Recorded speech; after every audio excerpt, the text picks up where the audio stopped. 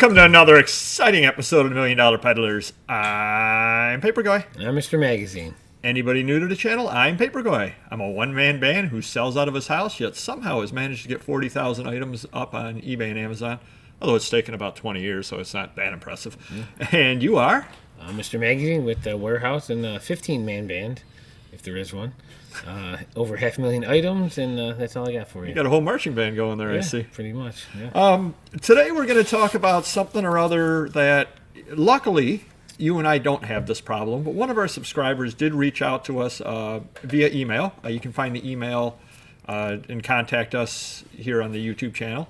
We also respond to all the comments, so do leave them. And he lives pretty much in the middle of nowhere, and he has difficulty finding things.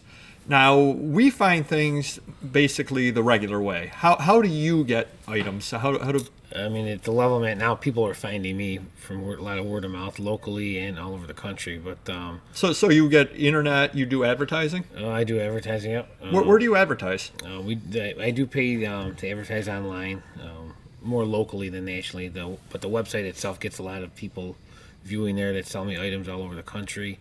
Obviously, the brick and mortar store gets people coming and selling to me. Now, you've also, and I don't mean to cut you off there, but you've also done radio ads and things like that? Yeah, I've done radio ads, TV commercials. Those don't work as well for me because they're very costly. Mm-hmm. But we still, try them out. Generally during, holiday season where we got a little more money in our budget to advertise at that level. I'm thinking you should probably buy half an hour, half a minute during the Super Bowl, and then in the middle of doing it, just go $1 Million Peddlers. Yeah, that would be very good. That would help the channel. Yeah. Absolutely. It's all about content. Yeah. So you do that, and then you have people coming in as well. You do house calls and all that sort of thing. Oh yeah, And I do it conventional ways as well. I'm always looking for, flea markets, obviously, looking for estate sales. Once in a while, I'll do garage sales, church sales, things like that. I've got a lot of people that contact me as well just because I've been doing it for so long. Those are all what you would consider conventional ways of doing it. Sure. But the question that I was posed is this gentleman lives probably an hour and a half, 2 hours away from a big city, that kind of thing. Really no antique stores near him, none of that kind of stuff. So what would you do in his situation? Man, I mean, first of all, I old schooled it, meaning we did auctions, we did estate right, I sales. forgot all about auctions, yep. I used to go to garage sales all the time, so that was stuff I was doing before I got to this level. I guess if I was in his location, I guess I'd be looking at Craigslist, anyone that's within, and how far are you willing to drive. If it's an hour, try, surrounding areas about an hour away and so forth. Craigslist, Facebook, yep, all those. One of the suggestions that I made to him was map out where there are antique stores, a couple of antique stores, and take a trip up there once, obviously, and figure out what's good, what's not good. But the biggest thing, and we have a show about it as well, is small talk. Start small talking with the dealer. Yeah. They, a lot of times, will give away some of their secrets about where they find stuff. Or if they find out that you're interested in something, geez, I got a lot of that in the back room. I got a lot of that. Yeah. And then you kind of leave a business card with them and say, hey, give me a call next time. Or let me grab your card. I'm going to give you a call next time I come up because this is a 2-hour trip for me, so I don't want to just drive up for nothing. Sure. Yeah. I'm going to call you once every couple of months and see if you've got stuff. I want you to put it aside for me. I'm good for it. So you've almost, in that situation, you almost have to build relations more so. I mean, they're always important to have. Yeah. But if you live in a big city, you can always go to a flea market. You can always find somewhere or other to buy something around. Thrift stores always around. You can always find something to buy.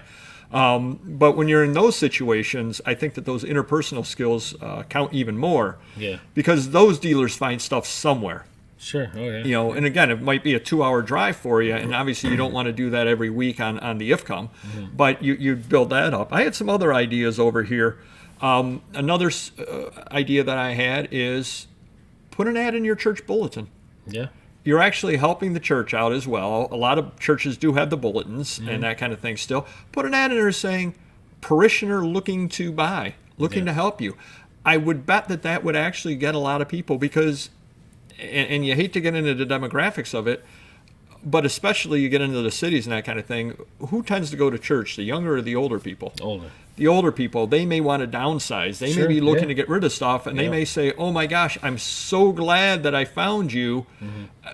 You're going to give me $100 for stuff I was just going to throw away that I've been meaning to get rid of for years here. Sure. And the fact that you're a parishioner and that sort of thing would also help as well on that. Yeah, definitely. Another idea that I wrote down is contact the lawyers and the funeral homes in your area, because a lot of times they deal with estates.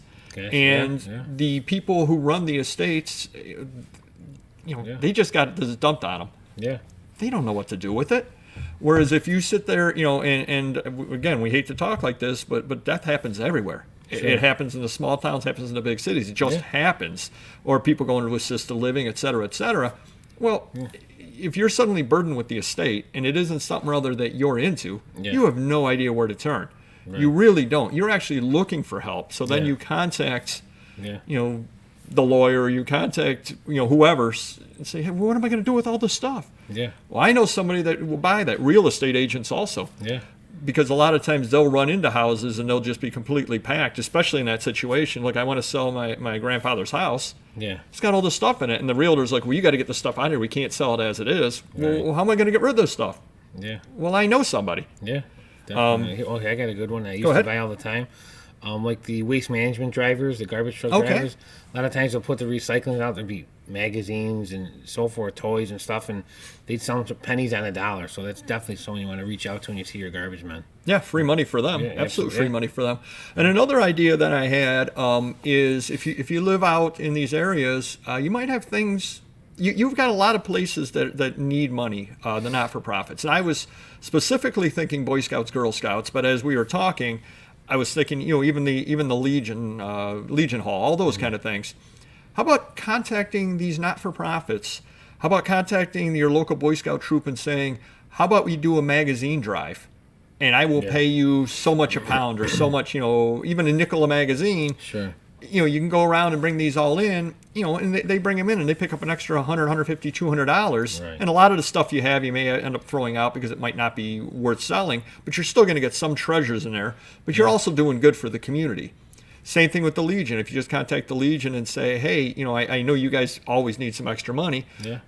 How about you reach out to the members of the Legion and I'm willing to pay this for it, kind of deal. These are all ideas, and again, and I'm sure there's hundreds of more ideas. I know even online auctions. I mean, you can make money buying and selling on eBay. Wholesale. There's lots out there you can buy cheap. Facebook, I'm sure Facebook auctions, and obviously you want to step up to the heritage level at some point, like you. But yeah, there are definitely a lot of options out there. Yeah. Or the what do you call it? The other ones that does all the live auctions and all that kind of stuff. You can find stuff in those. If you find your niche and all that, one caveat on that, I would definitely do a little bit of research on the auction house before you just willy-nilly buy it, because obviously if there are always problems with the auction house that you don't necessarily want to buy, because you are buying it sight unseen, you're hoping, so they got a box of 50 magazines and you do some searches and, hey, people that have bought magazines from the past are complaining a lot of the magazines aren't complete. Okay, there's going to be a problem. Yeah, absolutely. Because you got to add shipping into that as well. But as long as the auction house is reputable, that's another really, really good idea on things to do. And I know a friend of the channel, Auction Professor, has talked about, he literally has knocked on doors of old buildings and said, hey, do you got stuff down in the basement corner? Yeah. That kind of deal, because you just never know. You find old printing companies. Who knows what they might have sitting down in the basement? They don't know what's sitting down there. Definitely. All these various things are out there, and people do buy old buildings and do find stuff in there. And again, if I buy a building because I want to put a coffee house in it, the paper stuff or the other stuff down in the basement means absolutely nothing to me. In fact, in my head, I'm probably thinking, well, I'll probably never, unless I really need the room, I'm probably never even going to touch the stuff. Yeah. But if I have to get it out of there for some reason, I'm thinking, oh my gosh, do I have to run a dumpster, or can I put this out every week with my regular garbage? How am I going to get rid of this? Yeah.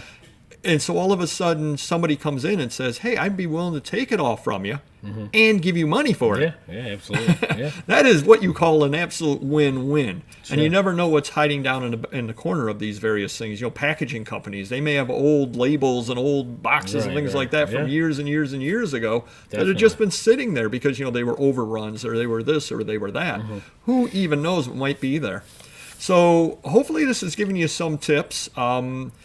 Do comment down below if you could, if you've got something or other that's worked for you as well.